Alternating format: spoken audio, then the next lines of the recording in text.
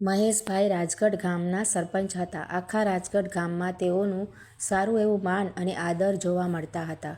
તેઓ રાજગઢમાં તેમની પત્ની કૈલાસબેન અને સૌથી નાનો પુત્ર કેતન સાથે રહેતા હતા.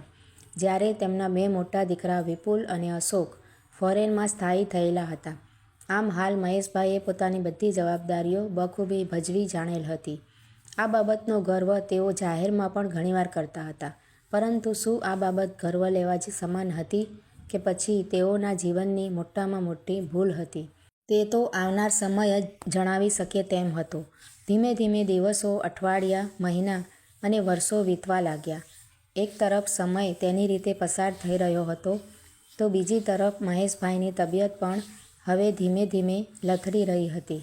હાલ પોતાના શરીરમાં જે કંઈ લક્ષણો દેખાઈ રહ્યા છે એ માત્ર વધતી જતી ઉંમરના લીધે હશે એવું વિચારીને મહેશભાઈ આ બધા લક્ષણોને અવગણી રહ્યા હતા. પરંતુ મહેશભાઈ એ બાબતથી હાલ એકદમ અજાણ જ હતા કે તેના દ્વારા જાણતા અજાણતા ખૂબ જ મોટી ભૂલ થઈ રહી હતી. તેમનું ખુદ પોતાને ઉપરાંત પોતાના પરિવારને ખૂબ જ મોટું નુકસાન ભોગવવાની નોબત આવી પડશે. એક દિવસ મહેશભાઈ ઘરની બહાર આવેલ હિંચકામાં બેસીને ઝૂલી રહ્યા હતા. તેની બાજુમાં પડેલ ટીપાઈ પર પડેલ મોબાઈલમાં સદાબહાર ગીત વાગી રહ્યું હતું. બરાબર એ જ વખતે તેઓને એકાએક છાતીમાં અસહ્ય દુખાવો થવા લાગ્યો. આથી મહેશભાઈએ કેતન અને કૈલાસબેનને બૂમ પાડીને બોલાવ્યા. જોતજોતામાં મહેશભાઈ બેભાન થઈ ગયા.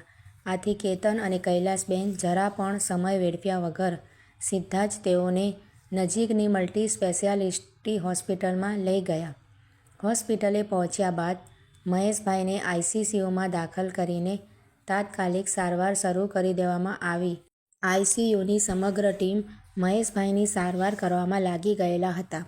લગભગ એકાદ કલાકની આસપાસ ડૉક્ટર મિહિર આઈસીયુની ચહેરા પર ઉદાસી સાથે આઈસીયુની બહાર આવી કેતન અને કૈલાસબેનને જણાવતા બોલે છે, I am really very sorry to say Maheshbhai is નો મોર.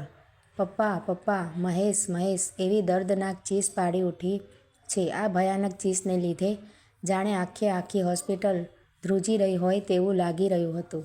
કૈલાસબેન કેતનને ગળે વળગીને હિબકે રડી રહ્યા હતા. જ્યારે કેતનની આંખોમાંથી પણ અશ્રુઓ વહેવાનું બંધ નહોતું થઈ રહ્યું.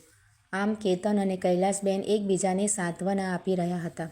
બેટા, આ દુઃખદ સમાચાર તારા ભાઈઓને પણ જણાવી દે. કૈલાસબેન પોતાની જાતને સંભાળતા આંસુ લૂછતા કેતનને જણાવે છે.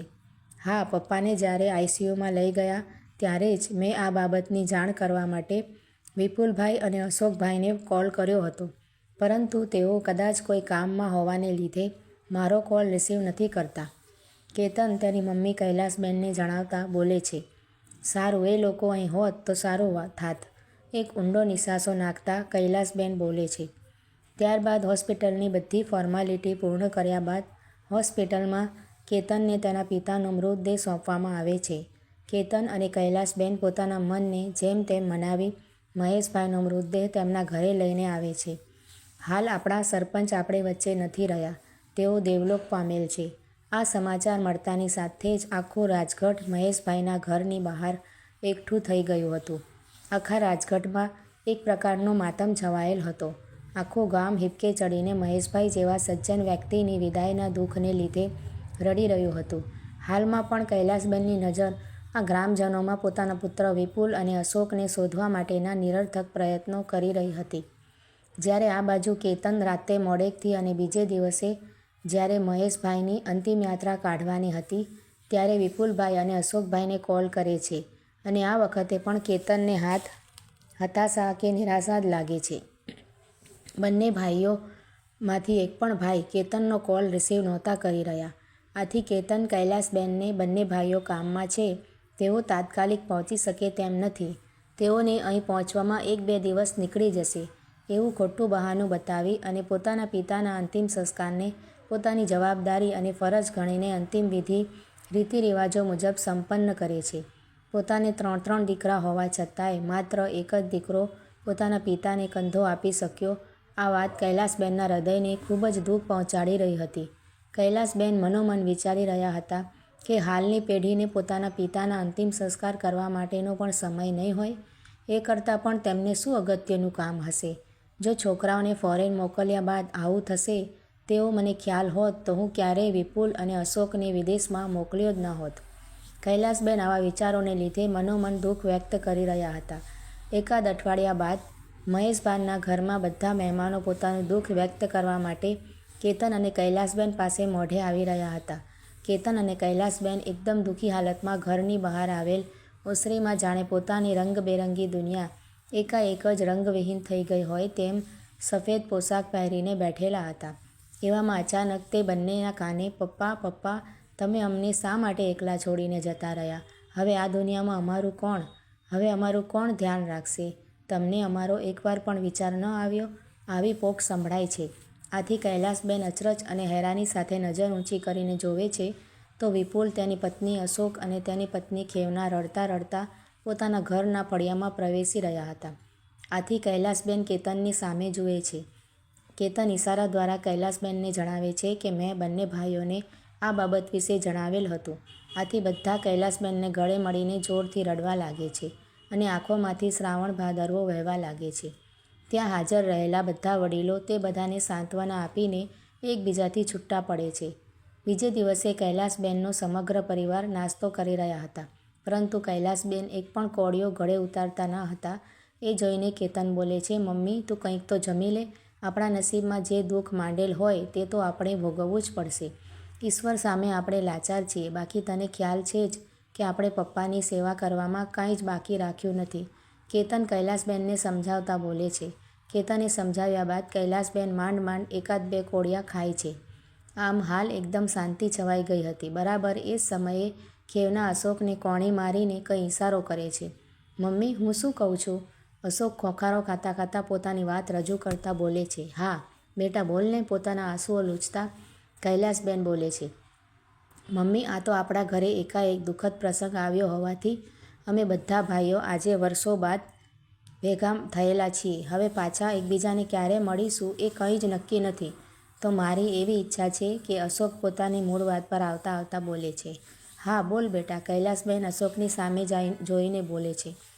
મમ્મી આમ તો મારા ભગવાનની દયાથી રૂપિયાની કોઈ જ ઉણપ કે ખોટ નથી, પણ હાલ બધા ભાઈઓ ભેગા છીએ તો આપણે જે પપ્પાના નામની 100 વીઘા જમીન અને બીજી જે કંઈ મિલકત કે સંપત્તિ છે તેના ભાગલા પાડી દઈએ તો? અશોક પોતાની મૂળ વાત જણાવતા બોલે છે. હા મમ્મી મારું પણ એવું જ માનવું છે.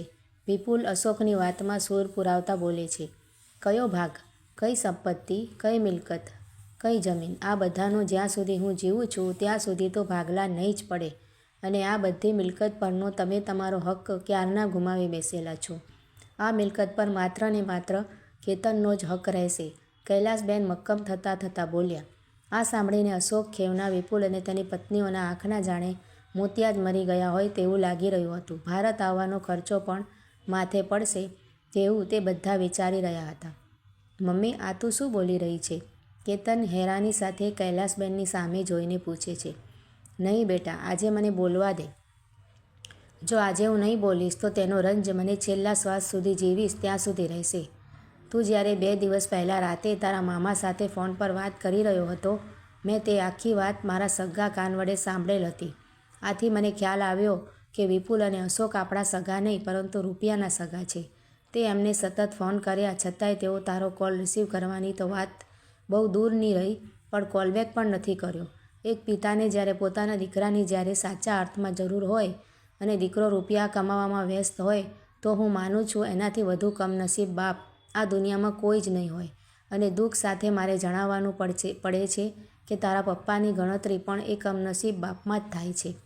આજના સંતાનોને એવું લાગે છે કે આપણે મા બાપ સાથે વિડીયો કોલ કે ફોનમાં વાત કરીએ છીએ અને દર મહિને ઘર ખર્ચના રૂપિયા મોકલાવીએ છીએ એટલે ઘણું થઈ ગયું, પરંતુ આજના સંતાન એ બાબત ક્યારેય નથી વિચારતા કે તેઓના મા બાપ ખરેખર શું ઈચ્છે છે. હું અને તારા પપ્પા તો ઠીક, પણ દુનિયાના દરેક મા બાપ એવું જ ઈચ્છતા હોય છે કે તેના બધા જ સંતાનો તેમની સાથે અને નજર સામે જ રહે. પરંતુ એ વસ્તુ અલગ છે કે બધા મા બાપ આ બાબત તેના સંતાનોને ક્યારેય જણાવી જ શકતા નથી. જો આજે ભાગલા પાડવાની કે પછી તારા મામા સાથે થયેલ વાત મેં સાંભળી જ ના હોત તો કદાચ હું પણ આ વાત ક્યારેય તમને ના જ જણાવવાને બદલે કાયમિક માટે મારા હૃદયમાં જ દબાવી બેસેલ હોત. આટલું બોલતાં બોલતાં કૈલાસબેન રડવા લાગે છે. ત્યારબાદ મહેશભાઈના 12માની બધી વિધિ પૂરી કરીને અશોક અને વિપુલ પોતપોતાની પત્નીઓ સાથે પોતાના ઘરે પરત ફરવા માટે કૈલાસબેનની રજા લઈને નીકળે છે. જ્યારે આ બાજુ કેતન આજે પણ તેના મમ્મી માટે એક અડગ અને અતૂટ સહારો બનીને કૈલાસબેન સાથે અડીખમ ઊભેલો હતો. આપણે પણ ક્યારેક આપણા માતા પિતાની લાગણીઓ કે ઈચ્છાઓ જાણવા માટે પ્રયત્ન કરવો જોઈએ.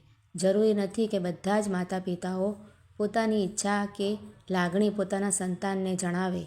મોટાભાગના માતા પિતા પોતાની ઈચ્છા ક્યારેય જણાવતા નથી.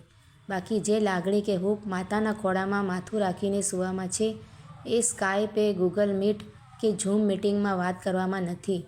આ વાત પણ આજની પેઢીએ એકવાર વિચારવી કે સમજવી જોઈએ.